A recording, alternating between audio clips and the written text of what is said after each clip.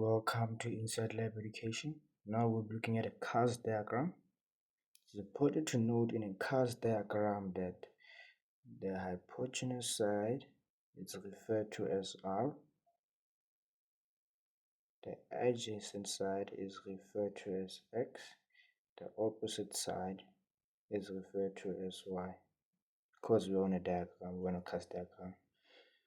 R just means value. X because the X interval, Y is because it's the Y. The interval, it's the Y side. So keep it in mind to make your life star soft. Yes,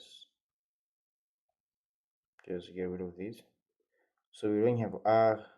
We're gonna have to use theorem of Pythagoras to find R, because these coordinates, they just mean that the 3 is the X coordinate and the 4 is the Y coordinate. Like we said, keep that in mind. So using theorem of Pythagoras, here it is. We're gonna find our R, or our radius, which is just 5 units.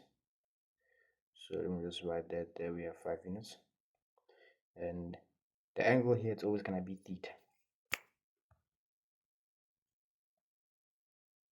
Or they can just use another angle, but usually they just use theta. So let me just make space so that we can start with some of the things we have to do. Given that we have all our sides, they're going to ask you to write down what is sine theta.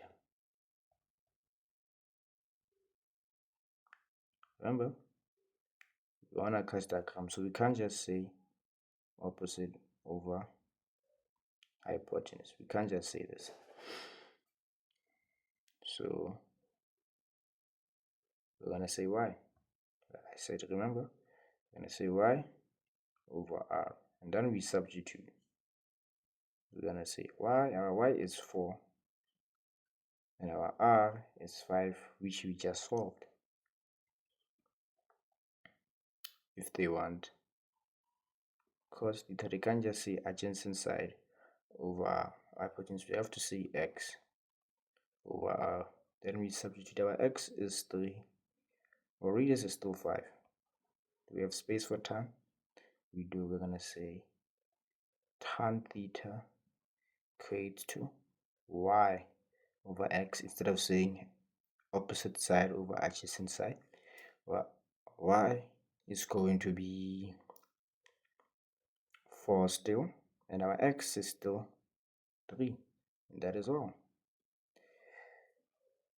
Now we have, forgot to put the 5 here, and you guys didn't tell me. You're the guys that are gonna fail if you don't tell me. But yeah, now we have 3 ways for us to solve for theta.